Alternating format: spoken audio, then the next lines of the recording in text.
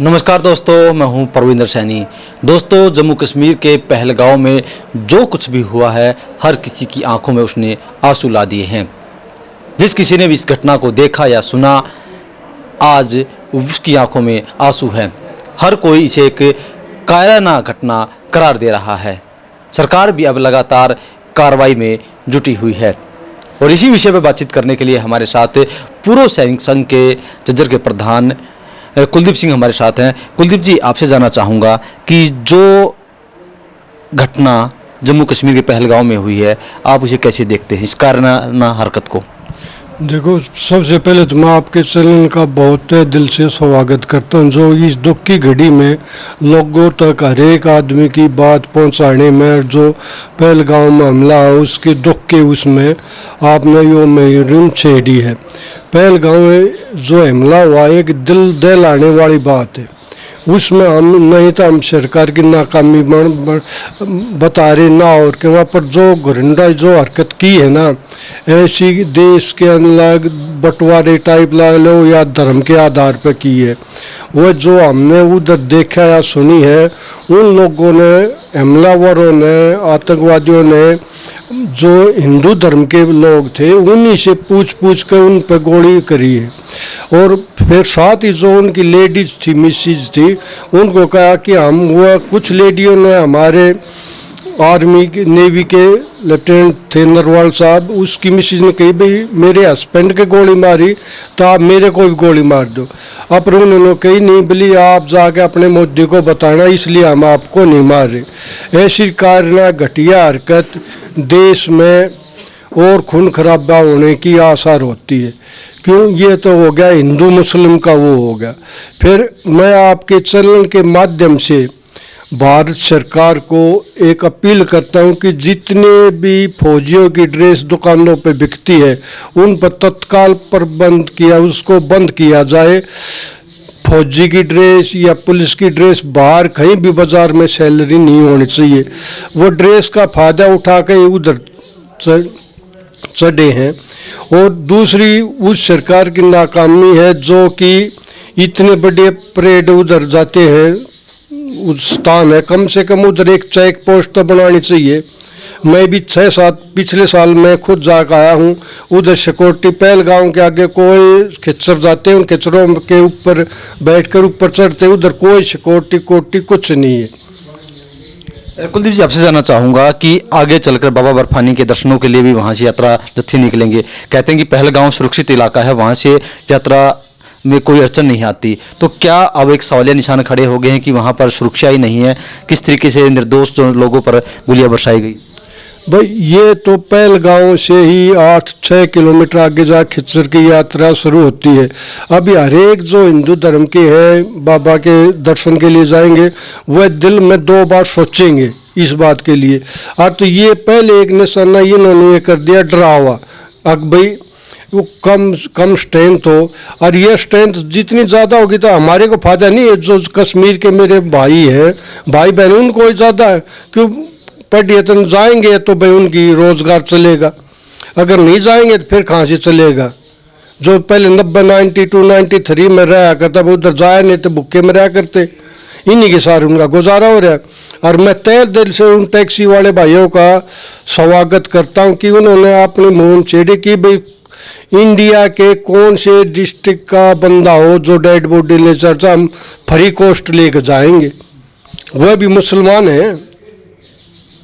कुलदीप जी, आपसे जानना चाहूँगा कि आपने लंबे समय तक अपनी सेवाएं भी दी हैं जम्मू कश्मीर के अंदर, तो क्या लोग कह रहे हैं कि बड़ी संख्या में लोग थे लेकिन सुरक्षा बल नहीं थे, तो क्या वहाँ पर अब सुरक्षा नहीं थी या पहले से ही वहाँ पर सुरक्षा बल कभी मौजूद नहीं रहते?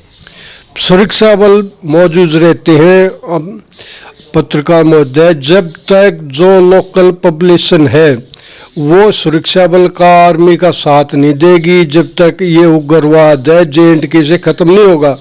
अभी वो कांड कर कर उनके घर में छुप जाते हैं, सर्च वाले जाते हैं, पूछते भाई ये कौन है, तो बोलते ये हमारा दामाद है, हमारा ये है। कि तो कोई ऐसा मुहर्रम चढ़ा भाई जिनका आइडेंटिटी कार्ड उनके अलग बने, जब तो ये काबू में आ सकते, नहीं तो उधर पहाड़ी एरिया है, इधर करके उस पहाड़ी के नीचे चले गए, ढूंढा जाओ। लेकिन जिस तरीके से उन्होंने पूछा कि भाई क्या आप मुस्लिम हैं, जो मुस्लिम थे वो छोड़ दिया, जो मुस्लिम नहीं थे उन्हें गोलियां मारी गई, तो क्या अब देश में क्या हिंदू मुस्लिम के तहत दंगे कराने की कोशिश की जा रही है? ये तो जागता जो उदाहरण है जो ये घृणा हरकत की है। वो कुरान भी पढ़ा के देख रहे हैं, जिसने कुरान पढ़ा के देख रहे हैं, अभी मैं भाषा का इस्तेमाल नहीं कर रहा, कुरान पढ़ा कर फिर वो बोले इसको चेक करो ये करो। कुछ बंदे ने कुरान पढ़ी, क्यों? हमारे जो एक सर्विसमैन है चाहे नॉर्मल, उन्हें नॉर्मल उर्दू आती है, वो पढ़ दिए, बोले पढ़ के नहीं बोले ऐसे करो। तो उन्होंने तो उधर कम से कम 4 से 5 हज़ार प्रोजेक्ट थे, उनमें से उन्होंने सिर्फ 28 जो टाइम लग गया वो क्यों मारे? उन्होंने पूछ कर मारे, नाम पूछा उनका, फिर जिस नाम मुसलमान बता दिया उसको कुरान दे दी, भाई इसको पढ़ के बता। ये भी होया है। अब ये दिखावा देखो, हम तो सरकार से कहे भाई इसका बदला जल्दी से जल्दी ले, दिखावाबाजी नहीं करे, इसका एक्शन ले। क्या आपको लगता है जिस तरीके से पुलवामा अटैक हुआ था उसके बाद भारत ने करारा जवाब दिया था, क्या आपको लगता है कि नरेंद्र मोदी भी अपनी यात्रा जो सऊदी अरब की यात्रा थी उसे कैंसिल करके वापस भारत आ गए? क्या आपको लगता है कि एक बड़ा धमाका होने वाला है? हम तो रिक्वेस्ट ही प्रधानमंत्री से ये करें, जो पुलवामा में जवाब दिया तो उससे तगड़ा जवाब इधर दे। पुलवामा में जो जवाब दिया तो वो थोड़ा कम रह गया था। अभी हम तो फौजी होने के नाते अभी जैसे उससे भी तगड़ा ये जवाब करे मोदी, और हमारे पूरा विश्वास है अमित शाह जी गए हुए हैं उधर और प्रधानमंत्री बीच में अपनी यात्रा छोड़ के आए, वह अपना पूरा उस पर जाल बिछा रखे और कार्रवाई करेंगे। कुलदीप जी, जिस तरीके से अगर हम जम्मू कश्मीर के एरिया को हम देखते हैं तो पहले भी ये कहा जा रहा था कि सुरक्षा यहाँ पर पुख्ता सुरक्षा है, अमर अब्दुल्ला वहाँ के मुख्यमंत्री बने हैं, कि अब सब कुछ नॉर्मल हो चुका है, अब आतंकवाद यहाँ से खत्म हो चुका है, लेकिन फिर बार बार आतंकवाद सिर क्यों उठा रहा है वहाँ से? आतंकवाद साथ दे रहे हैं जी। मैं एक बात बताऊँ आपको, जब तक आतंकवादी बाहर का, मैं J&K में जाऊँगा तो मेरे को किसी चीज़ का नहीं पता। अभी बाहर के J&K के बंदे जो उग्रवाद की ट्रेनिंग जो कैंप चल रहे हैं J&K के साथ में, वो POK में, जब तक उनको कति तहस नहस नहीं कराया जाएगा जब तक ये होगा नहीं। और सरकार को कदम ऐसा उठाए कि भाई अपने जो मुस्लिम हो J&K का बंदा उनका अलग कार्ड शू इस टाइप का करे, और फिर जब सर्च ऑपरेशन हो तो सर्विस बंदों को भी ढूंढने में आसान रहे। अभी बंदे अभी वो पहाड़ियों में छुप गए, अभी वो पहाड़ियों में छुप गए तो चाहे 15 दिन उधर घूमया जाओ, जब तक वो सिविल प्रोटेक्शन है वो साथ नहीं देगी, जब तक वो उग्रवादी पकड़े नहीं जाएंगे।